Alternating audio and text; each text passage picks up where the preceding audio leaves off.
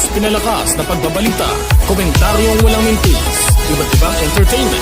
Radyo natin to! Radyo natin to!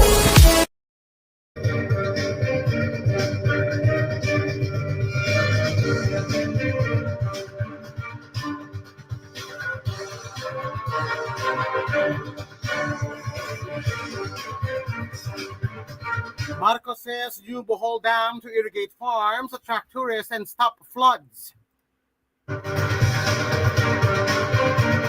Garma returns to the Philippines after 10 months in U.S. detention.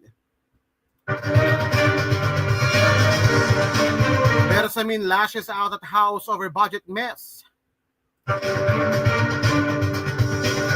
Escudero says 99-year land lease to draw more foreign investments. Nearly 1 billion pesos in double entries found in DPWH flood program. Pala says Discayas can't deny role in 108 million pesos rotten monument of incompetence. Marcos OK's creation of new protected landscape and seascape. And in business, loan growth slows to 11.8% in July, fueled by utilities and consumer borrowing.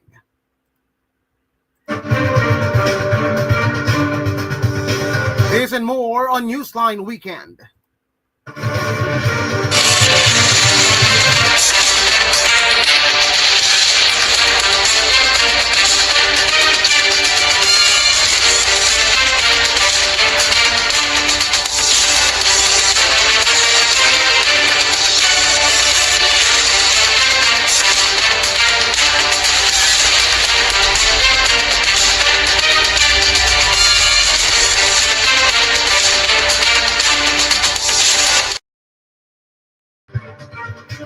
Good morning, live from Radyo Natin 2 headquarters. I'm Raymond Kaibigan. Newsline Weekend begins right now. And for those of you watching on Facebook and on YouTube, glad you could join us today. Topping the weekend news, Marcos says new Bohol Dam to irrigate farms, attract tourists, and stop floods.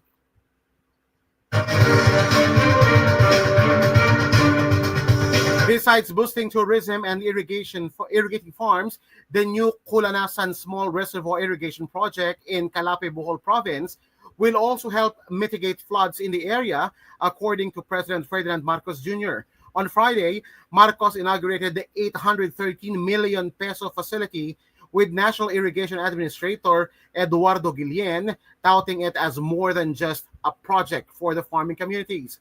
The Kalunasan SRIP is expected to irrigate up to 300 hectares of farmlands in the barangays of Kalunasan, Abukayan Sur, Lukob, and Bentig, benefiting around 400 farmers. The project is nearly complete, with slope protection and the construction of a view deck targeted for completion by November 23 this year.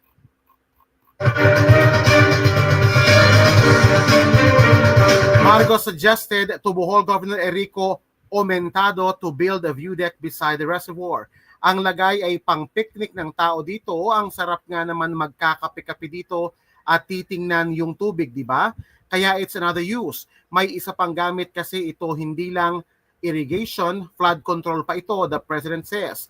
Marcos stressed that the project was part of his administration's broader push to expand irrigation infrastructure to secure the country's food supply while improving the lives of farmers.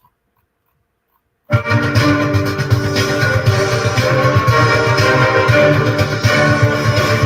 other news, former police colonel and Philippine Charity Sweepstakes Office General Manager Royina Garma has returned to the Philippines on Saturday following her deportation from the United States, the Bureau of Immigration confirmed. Garma arrived at Ninoy Aquino International Airport Terminal 1 aboard the Philippine Airlines flight PR-113 from Los Angeles at approximately 6:19 in the evening. The BI posted on its Facebook page a photo of her with a caption, Royina Garma arrives today, September 6, 2025, from Los Angeles, California.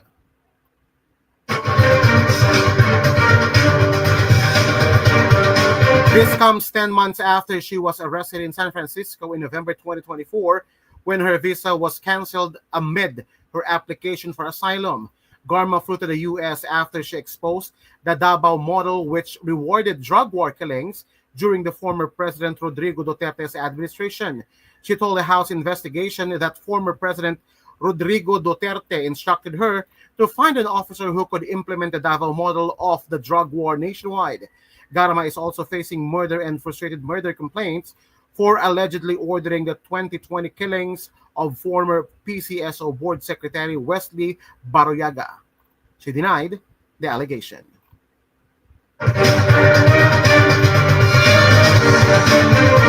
Meanwhile, Malacanang on Saturday hit back at the House of Representatives, telling lawmakers to clean your house first amid what it described as attempts to pin the alleged irregularities in the proposed 6.79 trillion peso national expenditure program on the executive branch. In a strongly worded statement, Executive Secretary Lucas Bersamin said the palace would not allow the planned outlay for 2026 to be held hostage by political theatrics nor any attack on the integrity of the cabinet. The cabinet strongly objects to the recent spins coming from certain members of the House of Representatives who are thereby attempting to shift the blame for their own corruption and failures onto the executive branch, Bersamin said.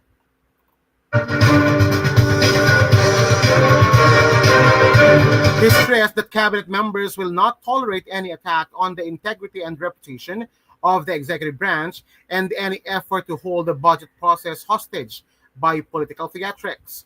All our investigations into the anomalies will be futile if the resources of corruption remains unchecked. Hence, we urge the House of Representatives to heed the demand of the people for full accountability.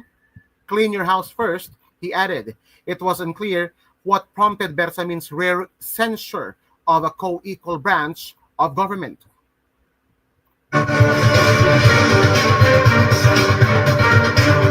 His remarks came after House party leaders initially broached the possibility of sending back the NEP to the executive branch following reports of questionable items in the proposed spending plan. Some legislators flagged certain allocations for infrastructure projects that were already completed, as well as unusual items in the budgets of the Department of Agriculture, Department of Interior and Local Government, Department of Health, and the Department of Public Works and Highways. Among the questionable provisions were 8 billion pesos for firearms procurement of the Philippine National Police, 1 billion pesos for the DOH's beautification funds, and funds for farm-to-market roads under the DA. The House later backpedaled and said it would no longer return the NEP back to the executive branch. President Ferdinand Marcos Jr. had already ordered a sweeping review of the DPWH's proposed 880 billion pesos budget for 2026 as the government investigates irregularities in flood control projects.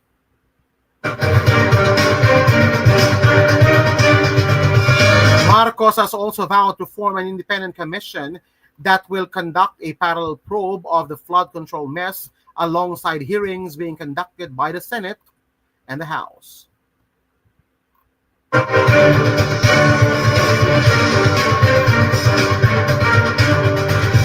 Senate President Francis Chisa Escudero said a new law extending land leases for foreign investors to 99 years will help make the Philippines a stronger destination for global capital.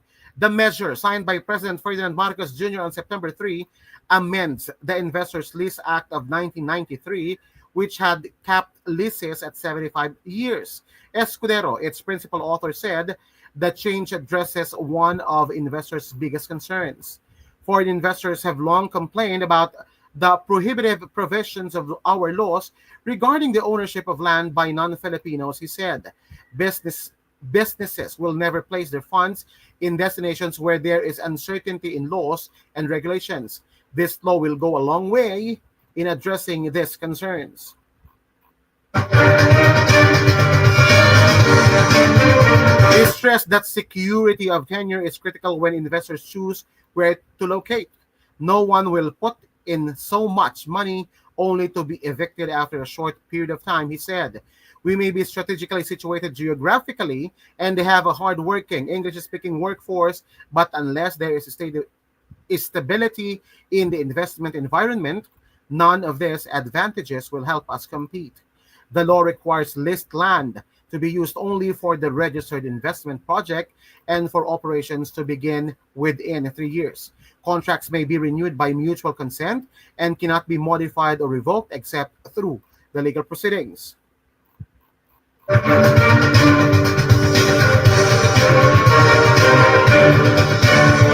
It allows subleasing with the lessor's consent unless prohibited by contract.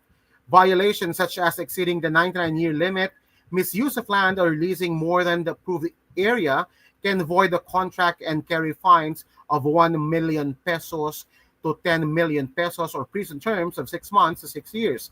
Escudero said the reform gives investors certainty while safeguarding national interest. He also pointed to its potential to create jobs and spur innovation. With the entry of more investments into the country, not only will more jobs be created, but we will also gain from technology transfer that can be utilized to grow local enterprises and make them more competitive in the global stage, Escudero added.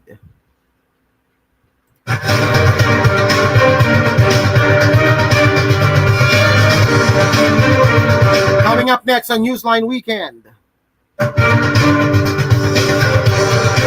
Nearly 1 billion pesos in double entries found in DPWH flood program. Pala says Discayas can't deny role in 108 million peso rotten monument of incompetence. Marcos OK's creation of new protected landscape and seascape. And in business, loan growth slows to 11.8% in July, fueled by utilities and consumer borrowing. More news coming your way when Newsline Weekend returns. Keep it here on Radyo Natin To.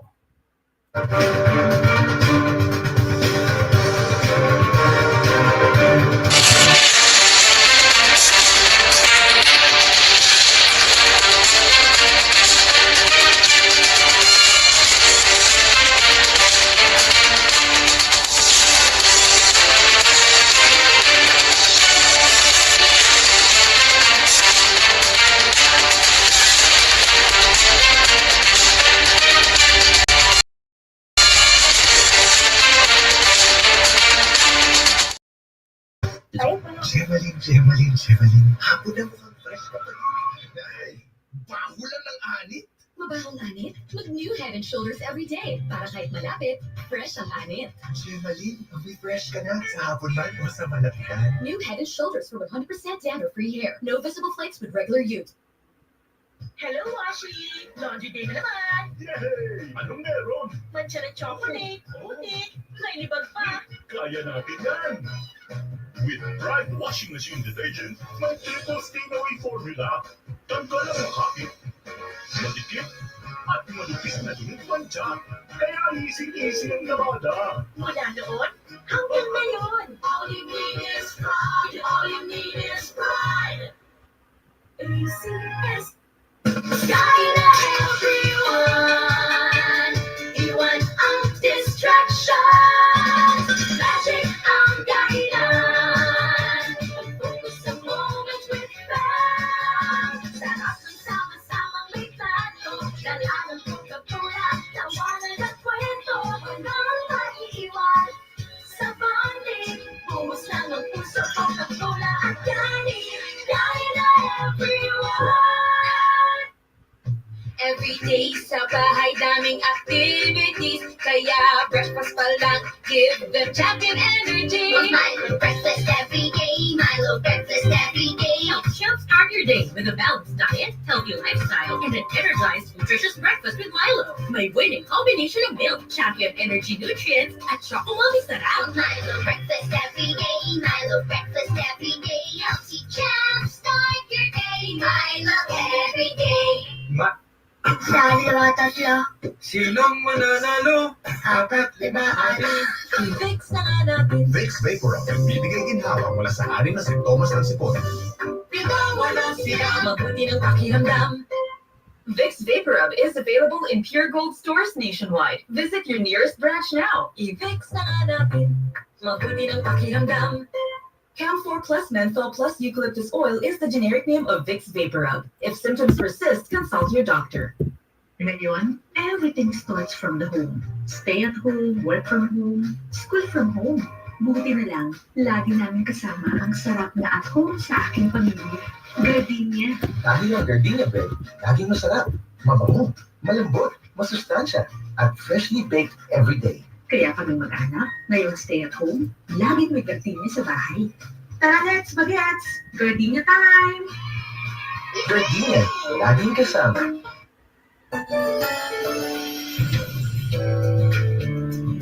Sa mga millennials at young at heart, bagay na bagay sa inyo ang MX3 Plus. May CoQ10 at may L-carnitine. Sabayan pa ng workout at healthy diet. Kayang ma-achieve ang good health. Mag-MX3 Plus araw-araw para M-Extraordinary.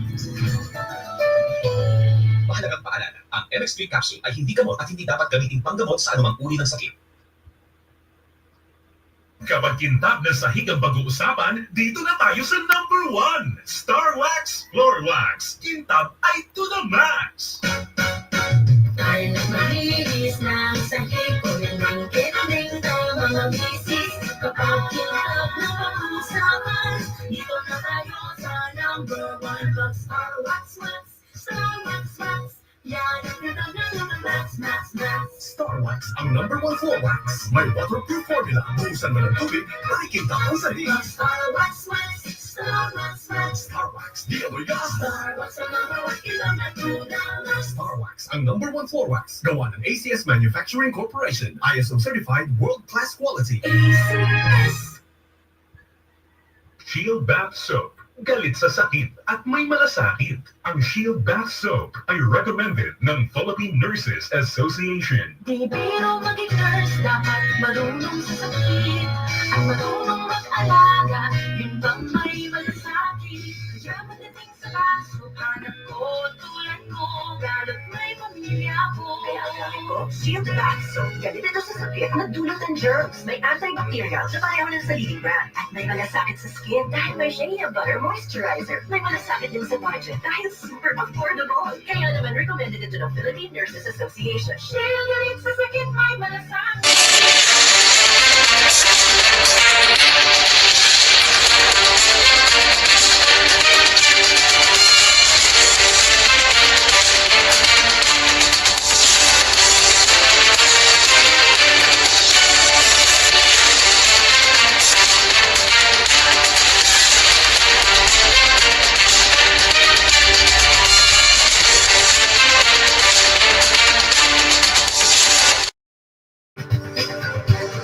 You're still tuned in to Radyo Natin Newsline Weekend. I'm Raymond Kaibigan.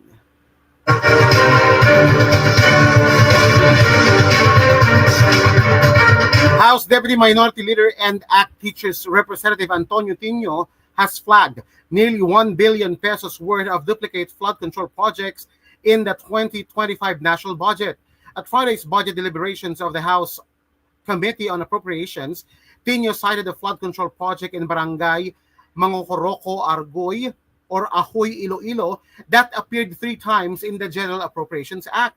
He said 79 million pesos was allocated for the project under the flood management program and 2 separate 150 million pesos under the sustainable infrastructure projects, alleviating gaps, or a total of 379 million pesos. Our initial review found similar double entries totaling 939 million pesos. That's almost 1 billion pesos. This is not a trivial matter, Tino told officials of the Department of Public Works and Highways. Under the DPWH's policy, projects worth 150 million pesos and above are handled by regional offices, while those lower than amount are managed by district engineers. Tino noted that the flood management program budget rose from 226 billion pesos in the National Expenditure Program to 240 billion pesos in the 2025 GAA.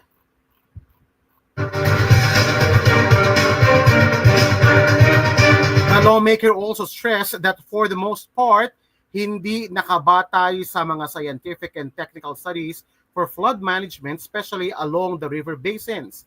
Kaya po ang nangyayari, patsi-patsi ang mga proyekto, 150 meters dito, 300 meters doon, hindi necessarily connected ang mga ito. Kaya ineffective in flood management, he said. Instead of scientific or technical consideration based on actual community needs, the actual basis is political. We can call it patronage, equal division on a political basis. Dapat ang mga distrito may hating kapatid, he added. Tino urged Public Works Secretary Vince Dizon to reform the system for the 2026 budget, saying there should be no flood management programs along major river basin unless it is part of a master plan with scientific basis.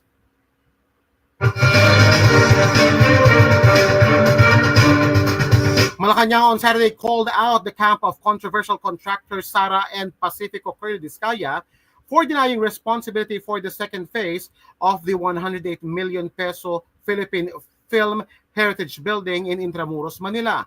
In a statement, Presidential Communications Office Undersecretary and Palace Press Officer Claire Castro urged the couple to review all contracts entered into by their firm, Great Pacific Builders and General Contractor Incorporated, with the Department of Public Works and Highways. In a social media post on Friday, First Lady Liza Araneta Marcos, who personally inspected the structure, blasted those behind the project as shameless for the substandard work, calling it a rotten monument of incompetence.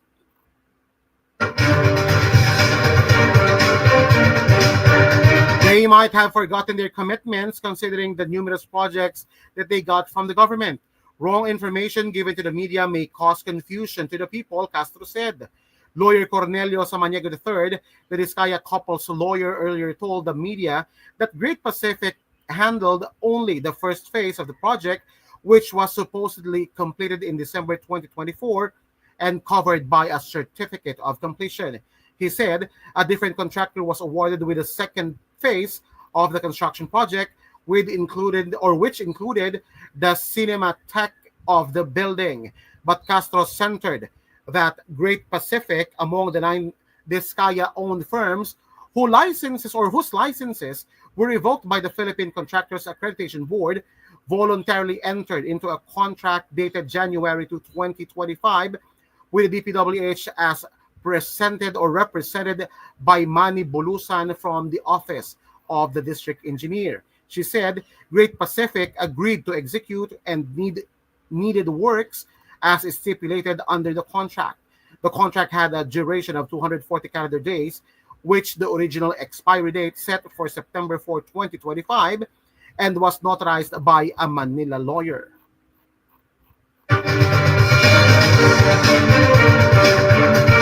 On Thursday, Castro warned of possible legal action against the Discayas and their firm over the poor work on the building project.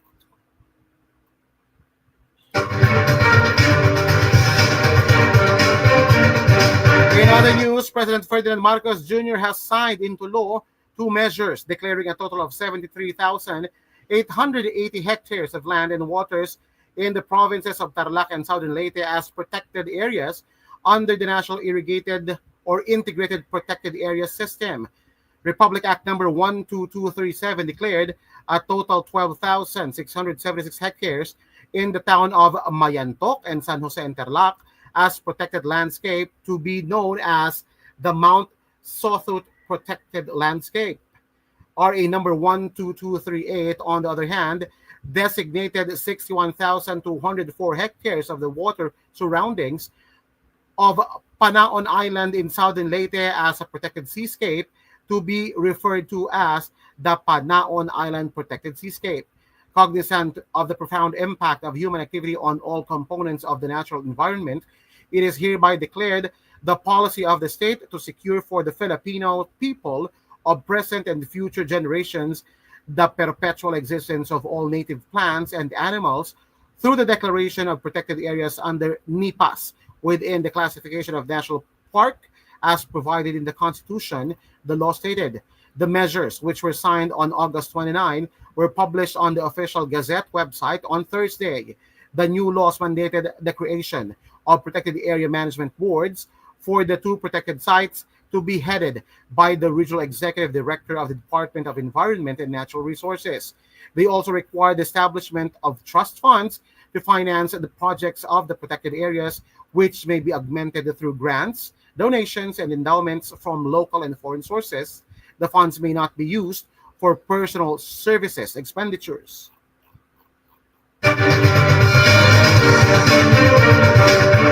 Under the laws, the PAMB will retain 75% of revenues to be deposited in the protected area retained income account in an authorized government depository bank within the locality.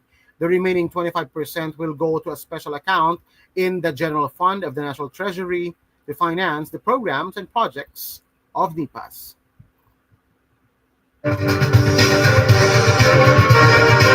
And finally, bank lending in the Philippines grew in July, but a slightly slower pace. Preliminary data from the Bangko Sentral ng Pilipinas showed on Friday. Outstanding loans of universal and commercial banks expanded to 11.8% year-on-year, easing from 12.1% in June.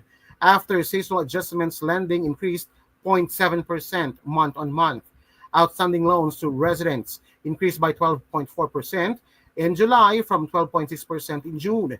The BSP said, meanwhile, loans to non-residents increased further by 8.1%, following a 6.4% decline in the previous month. Credit to businesses grew at a softer pace of 10.8%, compared with 11.1% in June. The central bank noted increases across several key industries. Lending to the real estate sector rose 10.7%, while credit to the electricity, gas, steam, and air conditioning supply industry jumped to 30.3%. Other notable growth areas included wholesale and retail trade, repair of motor vehicles and motorcycles with 8.5%, financial and insurance activities with 13.1%, and information and communications with 8.5%.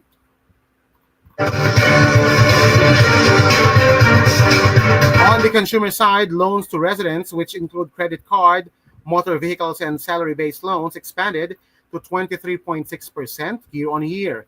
That marked a slight slowdown from 24% in June. The BSP underscored the role of credit activity in shaping monetary conditions. Bank lending is a key transmission channel of monetary policy, it said. The central bank pledged to calibrate its policies to support growth while guarding against risks.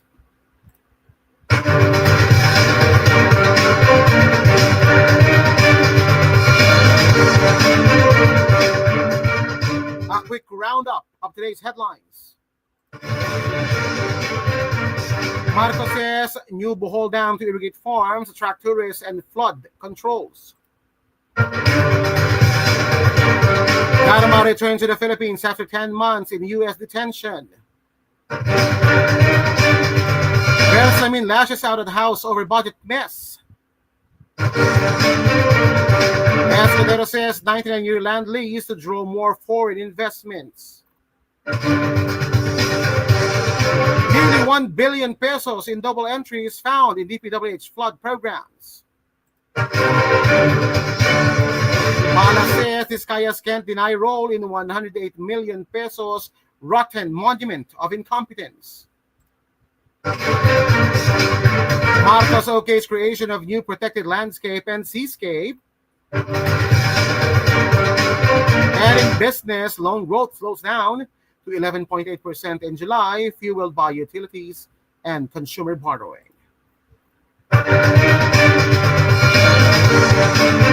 And those are the stories making headlines today, September 7, 2025. For Radyo Natin To, I'm Raymond Kaibigan. This has been Newsline Weekend. Good morning.